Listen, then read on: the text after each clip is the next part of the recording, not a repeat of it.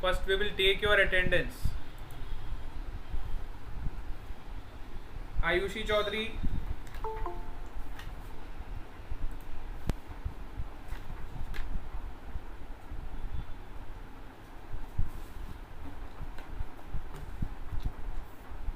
Heer Patel,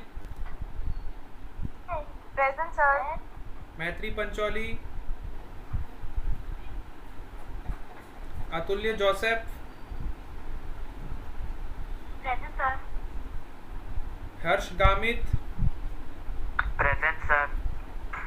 Tisha Rani, Present, sir. Anup Chaudhary,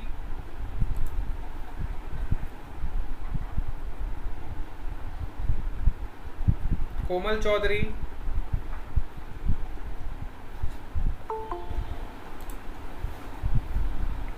Chaudhary Shubhni,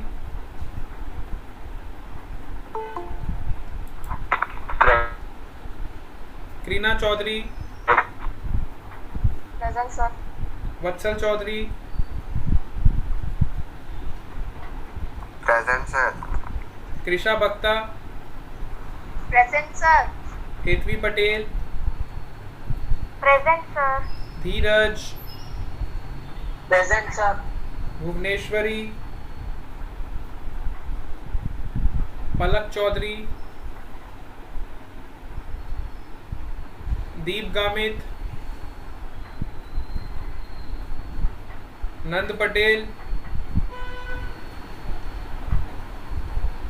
Dharmesh, Present, sir. Nisarg Panchal, Present, sir.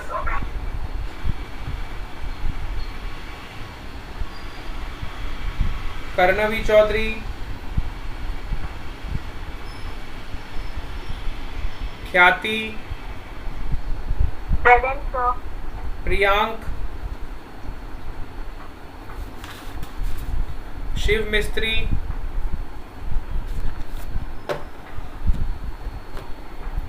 हेत चौधरी,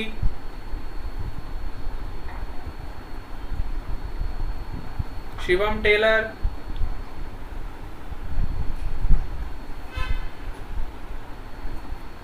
भाविनी पटेल,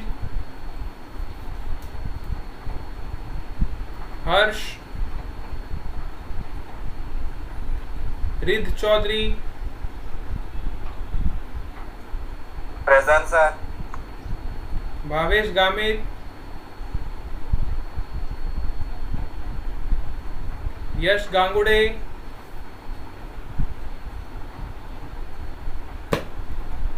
हर्ष पटेल,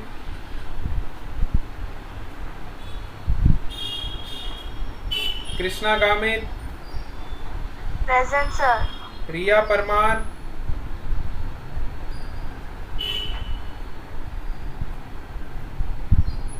चलो कौन कौन रह गया अटेंडेंस में, फटाफट बताओ।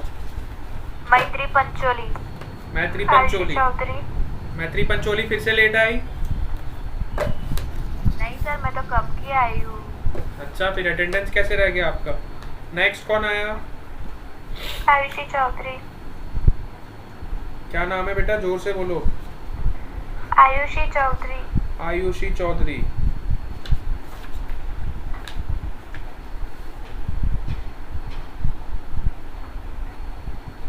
और कौन आया,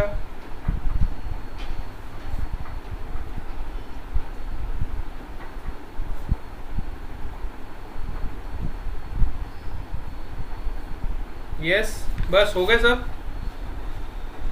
कोमल चौधरी नहीं आई, Anoop Chaudhary, Bhuvneshwari, Palak, Dharmesh, Anoop Chaudhary present। Yes,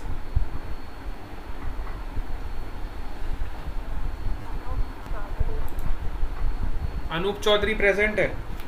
okay, इतनी आवाज क्यों धीरे धीरे आ रही है, जोर से बोलो। अनूप चौधरी, चलो ठीक है। Yes, today we are going to start the new chapter, that is your magnetism. All of you are ready?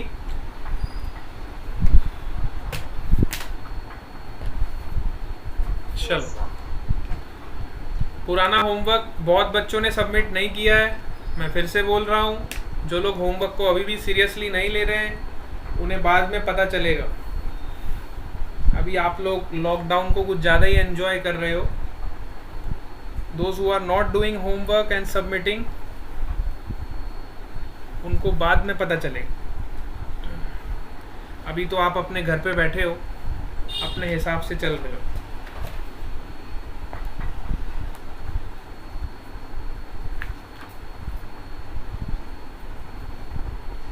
So magnetic effects of current, अभी तक हमने जो भी इफेक्ट्स पढ़े थे वो सारे इलेक्ट्रिक इफेक्ट्स पढ़े थे इलेक्ट्रिसिटी में।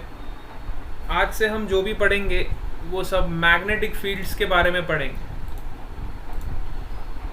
From today onwards we will study all about magnetic effects of current.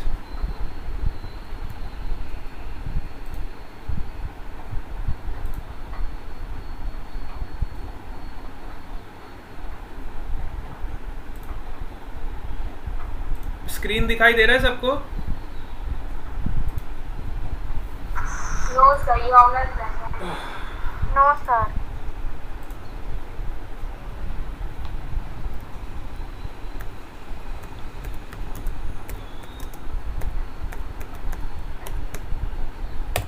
Magnetic effects of current.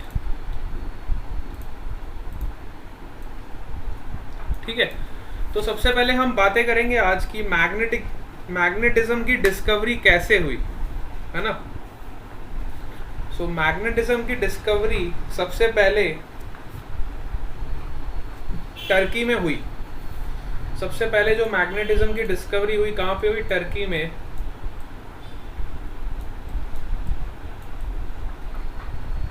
Turkey में एक आइलैंड था,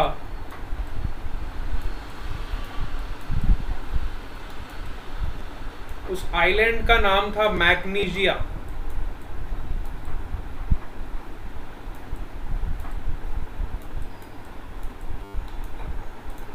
और उस मैग्नीशिया आइलैंड पे मैग्नेटाइट ओर बहुत ज्यादा मिलता था।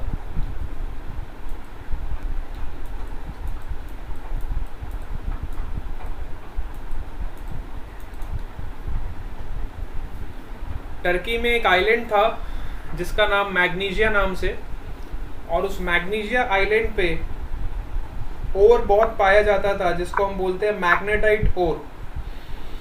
अब ये मैग्नेटाइट ओर किस तरह का ओर था? इसके सामने जो भी मेटल्स वगैरह आते थे, कॉपर, स्टील, सिल्वर, तो वही सारे मेटल्स को अपनी तरफ अट्रैक्ट कर लेता था। जितने भी मेटल्स होते थे वो सबको अपनी तरफ अट्रैक्ट कर लेता था। तो वहां से थोड़ा थोड़ा पता चलना स्टार्ट हुआ कि भाई इस वाले ओर में जरूर ऐसी कोई बात है, जरूर ऐसी कोई ना कोई बात है जो जितने भी मेटल्स है इस ओर को अट्रैक्ट कर रहे हैं, अपनी तरफ खींच रहे। ठीक है। और बाद में ये पाया गया कि जो नेचुरल मैग्नेट्स होते हैं, इस तरह के मटेरियल्स को हम बोलते हैं नेचुरल मैग्नेट्स। इस तरह के जो मटेरियल्स होते हैं जो नेचर में पाए जाते हैं और जिनमें अट्रैक्ट करने की प्रॉपर्टी होती है, उनको हम बोलते हैं नेचुरल मैग्नेट्स।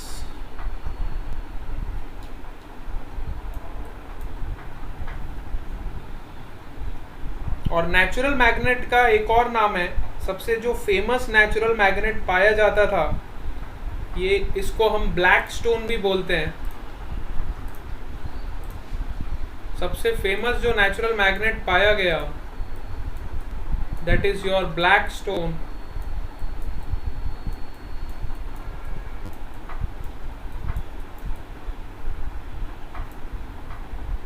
इसका दूसरा नाम है लोड स्टोन।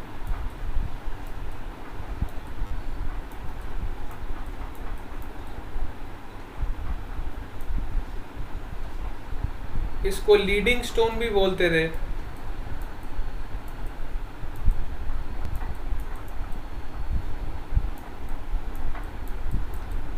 और सबसे फेमस नाम जो इसका था, जो सभी बच्चों को बहुत पसंद आएगा, that is your, it is also known as kissing stone.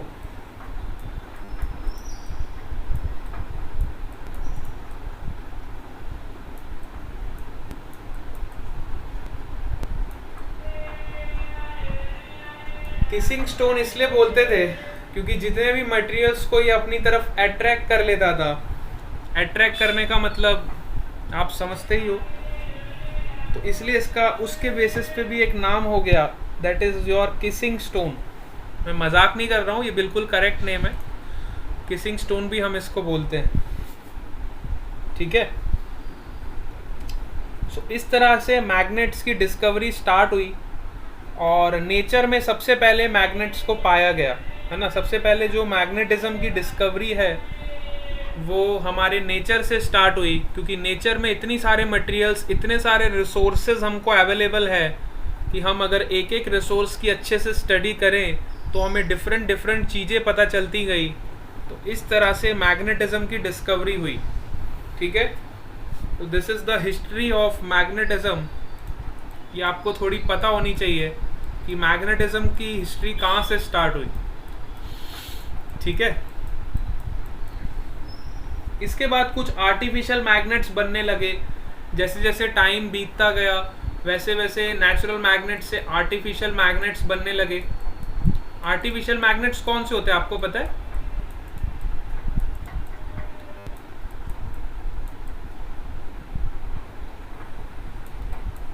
What are artificial magnets?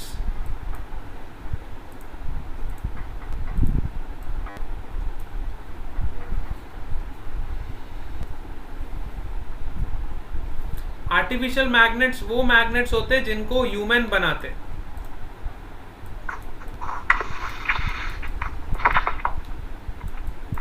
These are human made magnets. Man-made. हाँ, और man made you can say. अब ऐसे कौन से मैग्नेट्स है, ऐसे कौन से मटेरियल्स है जिनसे आप मैग्नेट बना सकते हो, बताओ।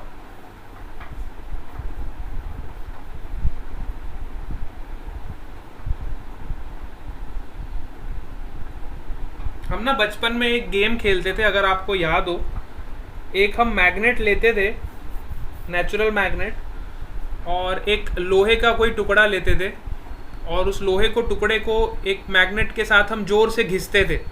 जब हम उसको रब करेंगे जोर जोर से, तो ज़्यादा जोर से आप रब करोगे तो आप देखोगे कि जो आयरन का जो टुकड़ा है उसमें भी अट्रैक्टिंग पावर आने लगेगी थोड़ी थोड़ी। ठीक है, तो जब हम किसी भी आयरन के मटेरियल को नेचुरल मैग्नेट के साथ रब करते हैं, रबिंग करते हैं, तो हम देखते हैं जो आयरन है वो आपका मैग्नेट में कन्वर्ट होने लगता है। ठीक है, तो इस तरह से हम आयरन को भी मेटल में, मैग्नेट में कन्वर्ट कर सकते हैं। अब ये मैन मेड मैग्नेट्स आपने देखे होंगे, यू शेप मैग्नेट्स आपने देखे होंगे, मूवीज में बहुत दिखाते हैं। यू शेप वाला मैग्नेट देखा होगा, this is a man made magnet. एक आपने मूवी देखी होगी धमाल, धमाल में उसकी बेल्ट में मैग्नेट लगा होता है। देखिए धमाल मूवी किसी ने? Yes, sir. उसकी बेल्ट में कोई इस तरह का कोई शेप बना होता है, मेरे को नहीं पता एग्जैक्टली किस तरह का होता है, आपको पता होगा। तो वो भी मैग्नेट ही लगा होता है उसके बेल्ट में। जैसे वो बेल्ट को ऐसे रोटेट करता है तो वो मैग्नेटिक प्रॉपर्टी शो करता है। ठीक है, तो ये सारे नेचुरल मैग्नेट्स नहीं है, ये सब आर्टिफिशियल मैग्नेट्स हैं जो ह्यूमन खुद बनाते हैं। ठीक है, फिर आपने बार मैग्नेट भी देखा होगा, this is also artificial magnet. Bar magnet is also an artificial magnets. Natural magnets वो होते हैं जो नेचर में पाए जाते हैं, जैसे कि मैग्नेटाइट ओर। तो magnetite ore is your natural magnet, और इससे हम जो भी मैग्नेट्स बनाते हैं खुद से, वो सारे के सारे आर्टिफिशियल हैं। ठीक है? सर हाँ बेटा। कोई डिफरेंस है किसमें? यू शेप और वो मैग्नेट? यू शेप और हाँ रेक्टेंगुलर मैग्नेट। अच्छा, what is the difference between U shape magnet and rectangular magnet? तो जनरली आपके जो यू शेप मैग्नेट्स होते हैं ना वो ज़्यादा स्ट्रॉन्ग होते हैं, इनकी मैग्नेटिक प्रॉपर्टीज ज़्यादा स्ट्रॉन्ग होती है as compare to your bar magnet. U shape magnets आपने बड़ी बड़ी क्रेन्स में भी देखे होंगे।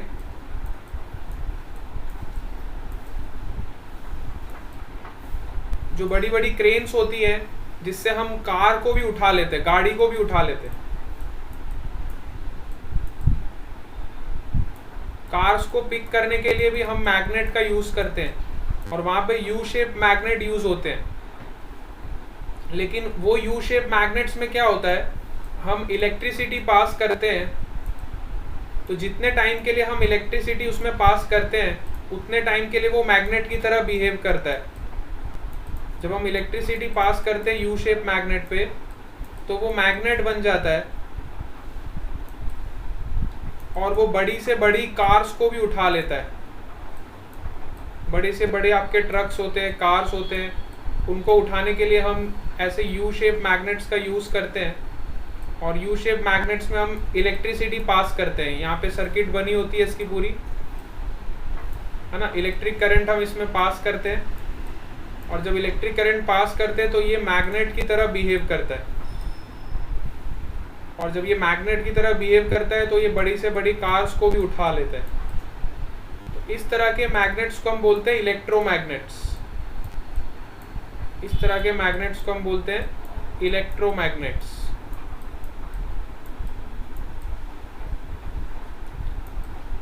इलेक्ट्रोमैग्नेट्स आर दोज मैग्नेट्स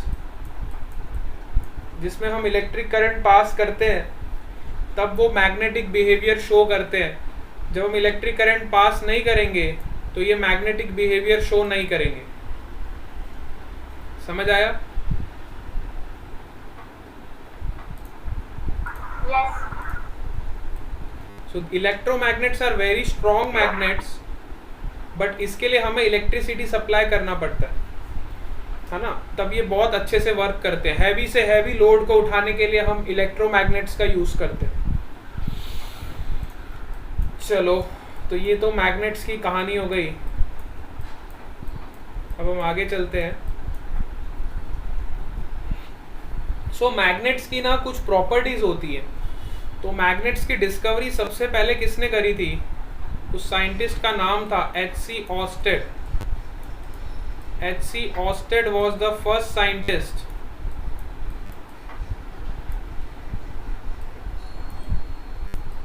जिसने मैग्नेटिक फील्ड को डिस्कवर किया था। और इस साइंटिस्ट ने क्या किया? इस साइंटिस्ट ने सबसे पहले एक सर्किट लिया और इस सर्किट में करंट को पास कराया। इस साइंटिस्ट ने बहुत सिंपल सा एक्सपेरिमेंट किया। उसने एक सर्किट लिया,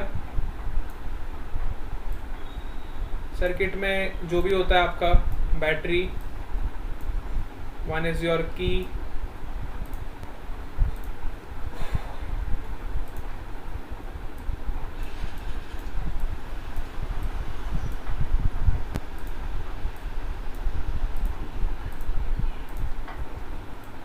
सो ये साइंटिस्ट ने बहुत सिंपल सा एक्सपेरिमेंट किया और यहाँ पे इसने एक मैग्नेटिक नीडल पुट कर दी।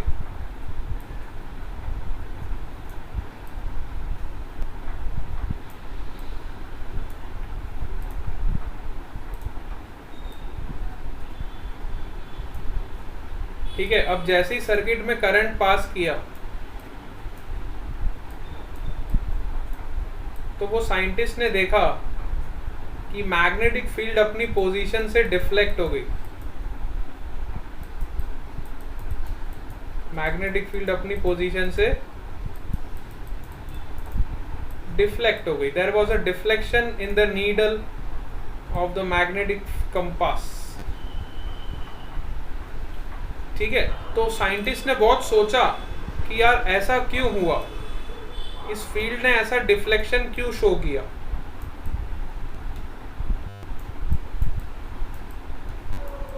तब उसको पता लगा कि जब भी किसी वायर में या किसी कंडक्टर में करंट फ्लो होता है, उसकी वजह से एक और चीज जनरेट होती है जिसको हम बोलते हैं magnetic field.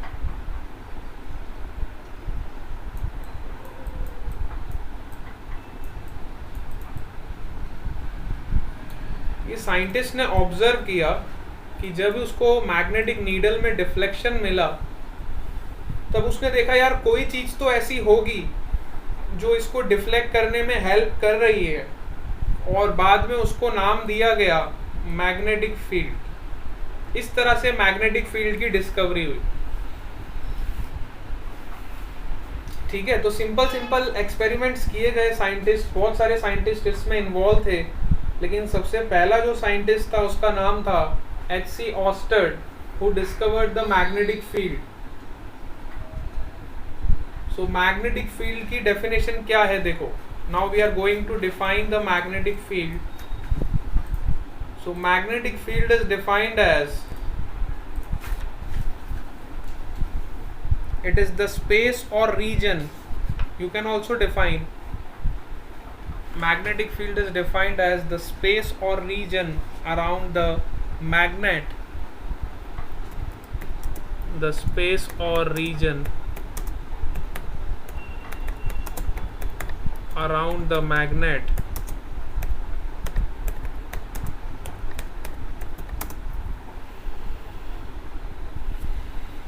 or a current carrying wire, है ना, or a current carrying wire, or a current carrying wire within which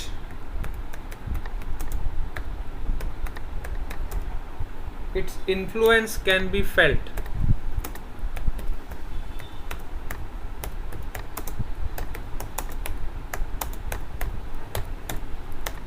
Within which its influence can be felt. So magnetic field असल में है क्या? सपोज करो यहाँ पे आपका कोई मैग्नेट है, तो मैग्नेट की सराउंडिंग में एक सराउंडिंग तक उसका मैग्नेटिक का इफेक्ट रहता है ना। आपने देखा होगा मैग्नेट को जब आप किसी मेटल के पास ले जाते हो तो वो उसको अट्रैक्ट करने लगता है, लेकिन उस अट्रैक्शन की भी एक लिमिट होती है। ऐसा नहीं है कि यहाँ पे कोई मेटल पीस रखा है और वो भी अट्रैक्ट हो रहा है, ऐसा नहीं होगा, है ना। एक उसकी रेंज होती है, एक उसकी सीमा होती है, तो उस लिमिट के अंदर ही वो ऑब्जेक्ट्स को अट्रैक्ट करता है। तो वो लिमिट्स हम कैसे डिफाइन करते हैं, तो वो लिमिट्स को डिफाइन करने के लिए हम डिफाइन करते हैं मैग्नेटिक फील्ड। ठीक है, अब magnetic field current carrying wire में भी हो सकती है, जैसा कि अभी हमने देखा, जब वायर में करंट फ्लो करता है तो भी मैग्नेटिक फील्ड जनरेट होती है। और किसी बार मैग्नेट को या किसी भी मैग्नेट को जब हम किसी मेटल के पीसेस के पास रखते हैं तब भी उसके मैग्नेटिक फील्ड जनरेट होती है। ठीक है, सपोज करो ये आपका बार मैग्नेट है, तो इसकी भी कुछ मैग्नेटिक फील्ड होती है, यहाँ से कुछ मैग्नेटिक फील्ड लाइंस इसकी जनरेट होती है ना, और वो किसी पर्टिकुलर रीजन तक ही जाती है। ऐसा नहीं है कि वो सब जगह मैग्नेटिक फील्ड लाइंस जा रही हैं, उसकी कुछ रेंज होती है, उसकी कुछ लिमिट्स होती है। ऐसा नहीं है कि वो हर रेंज में अट्रैक्शन का शो करेगी। सो कुछ रेंज तक उसकी फील्ड लाइंस का इफेक्ट हमें देखने को मिलता है, उसी को हम बोलते हैं मैग्नेटिक फील्ड। ठीक है, तो मैग्नेटिक फील्ड का डेफिनेशन फिर से पढ़ोगे, द स्पेस और a region around the magnet और a current carrying wire with in which its influence can be felt. मतलब जितनी जगह तक, जितने स्पेस तक उसका इन्फ्लुएंस हम फील कर सकते हैं, उसी को हम बोलते हैं मैग्नेटिक फील्ड। ठीक है, सबको समझ आया? इसमें सबसे फेमस जो हमारा मैग्नेट है ये आपका बार मैग्नेट होता है, और बार मैग्नेट में आपकी magnetic field lines are always from north to south.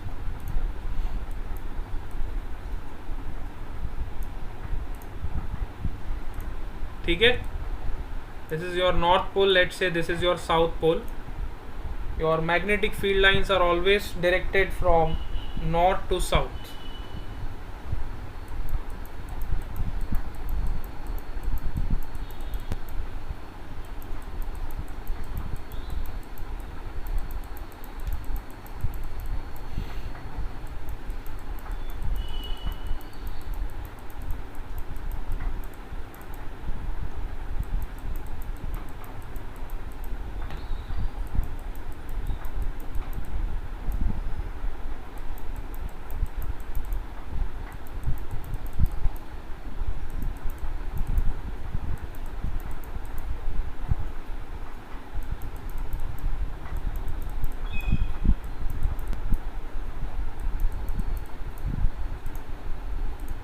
So north से मैग्नेटिक फील्ड लाइंस आपकी बाहर निकलती है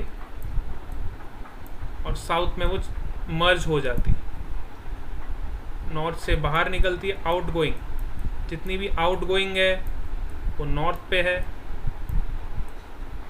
और जितनी भी इनकमिंग है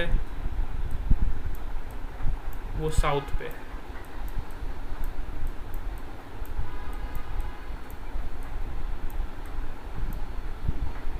ठीक है, तो इस तरह से आपकी मैग्नेटिक फील्ड लाइंस से हमें ये पता चलता है कि उसका मैग्नेटिक का रीजन है वो कितना बड़ा है, मतलब कितने रीजन तक या कितने स्पेस तक वो ऑब्जेक्ट्स को अट्रैक्ट कर सकती है. जितना बड़ा उसका रीजन होगा उतनी ज़्यादा बड़ी उसकी, उतनी ज़्यादा इंटेंसिटी या उतना ज़्यादा पावरफुल आई कैन से वो मैग्नेट होगा. जितनी ज़्यादा रीजन तक उसकी फील्ड लाइंस होगी उतना ज़्यादा पावरफुल वो मैग्नेट होगा. ठीक है, अच्छा,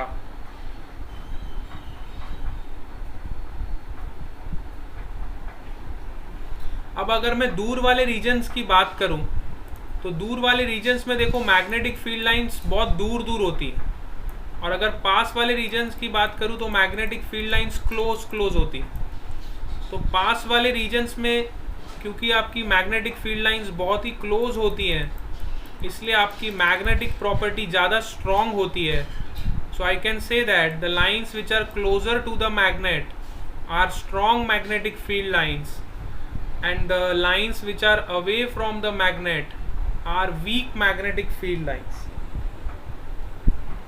ठीक है, तो अब मैग्नेटिक फील्ड लाइंस क्या होता है, सबसे पहले तो ये पता चले ना कि मैग्नेटिक फील्ड लाइंस किसको बोलते हैं. तो अब हम मैग्नेटिक फील्ड लाइंस को भी डिफाइन करने जा रहे हैं. बहुत ध्यान से आप देखोगे, magnetic field lines is defined as, magnetic field lines is defined age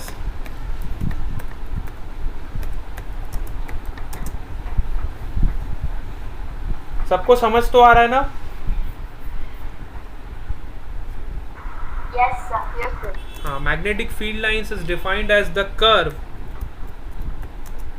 around the magnet.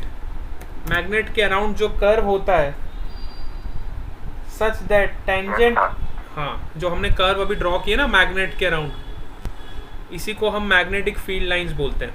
Magnetic field lines is defined as the curve around the magnet such that tangent at any point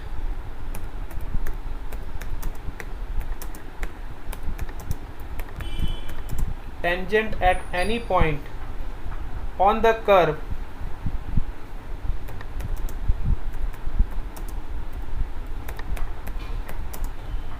gives the direction of magnetic field.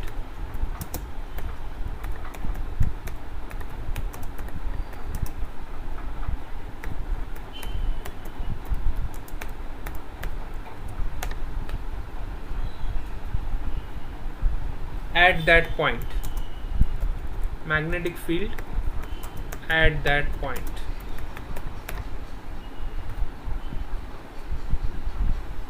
अब इसका मतलब क्या है, देखो magnetic field lines वो होती हैं जो मैग्नेट को सराउंड करती हैं, और मैग्नेट के सराउंडिंग जो कर्व्स होते हैं उनको हम मैग्नेटिक फील्ड लाइंस बोलते हैं.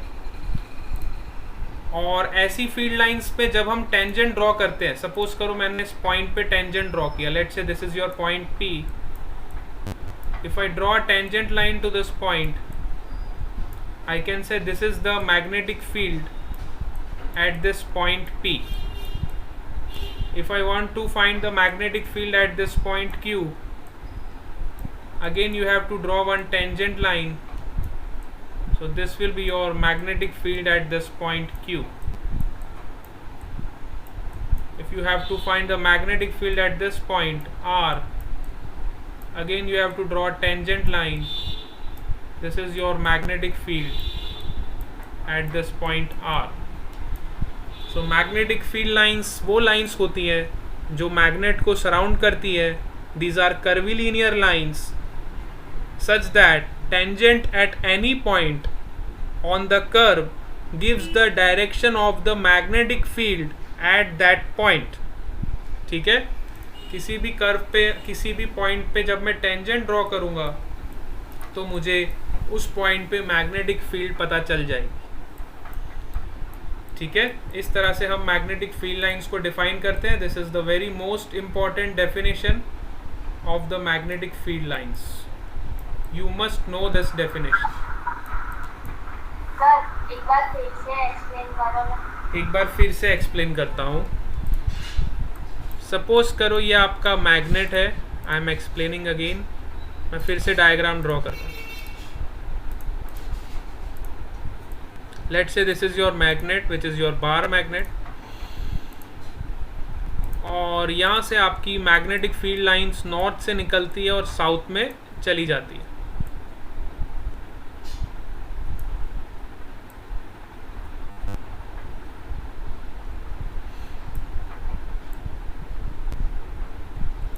So magnetic field lines are the curves which surround the magnets such that tangent at any point, if I draw a tangent at this point P, it will gives me the direction of magnetic field at this point P.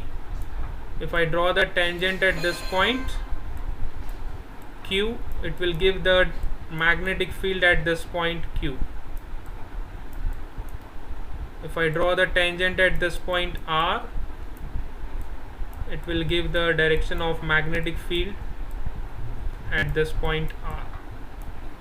ठीक है, at any point if we draw the tangent line, we will get the direction of magnetic field at that point. ठीक है, these are the curvilinear lines such that tangent at any point on the curve gives the direction of the magnetic field.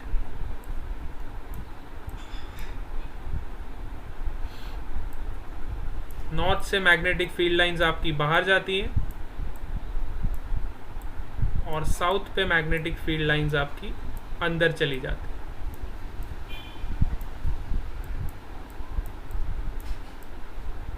Yes, अब definition clear हो गया सबको? हाँ sir, मतलब in short magnetic field line gives the direction of magnetic force. Magnetic field lines जो है आपको magnetic field की डायरेक्शन देती है, मैग्नेटिक फोर्स की नहीं दे रही.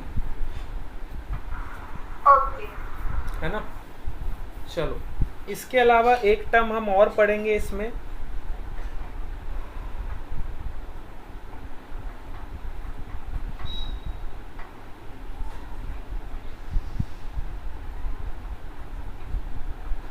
अच्छा, अब स्ट्रॉन्ग और वीक मैग्नेटिक फील्ड लाइंस की मैं बात कर रहा था. तो स्ट्रॉन्ग मैग्नेटिक फील्ड लाइंस हम किसको बोलेंगे और वीक मैग्नेटिक फील्ड लाइंस हम किसको बोलेंगे? ठीक है. सो जब आपकी मैग्नेटिक फील्ड लाइंस बहुत ही क्राउडेड होंगी, जिस रीजन में आपकी मैग्नेटिक फील्ड लाइंस बहुत ज़्यादा क्राउडेड है, सपोज करो ये आपकी मैग्नेटिक फील्ड लाइंस है,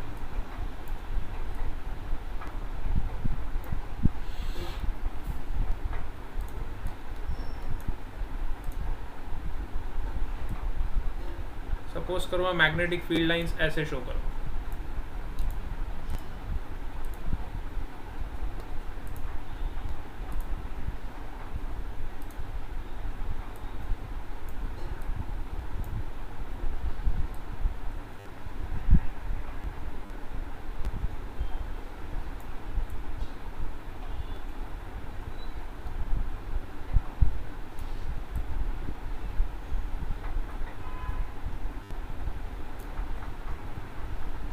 तो आप देखो, अगर मैं ये वाली रीजन की बात करूं तो यहाँ पे मैग्नेटिक फील्ड लाइंस बहुत ज़्यादा क्राउडेड है ना। ये वाले रीजन्स में मैग्नेटिक फील्ड लाइंस बहुत ज़्यादा क्राउडेड, और ये वाले रीजन में मैग्नेटिक फील्ड लाइंस ज़्यादा नहीं है ना। तो इस रीजन में अगर मैं बात करूँ, let's say this is your region A and this is your region B, so I can say that in region B these are strong magnetic field lines, and in region A these are weak magnetic field. ठीक है,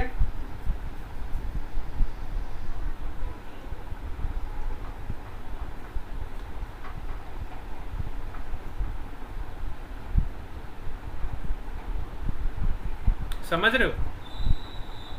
yes sir. और यही बात अगर मैं bar magnet की करूं, तो बार मैग्नेट में हमें पता है कि मैग्नेटिक फील्ड लाइंस आपकी नॉर्थ से निकलती है और साउथ में जाती है।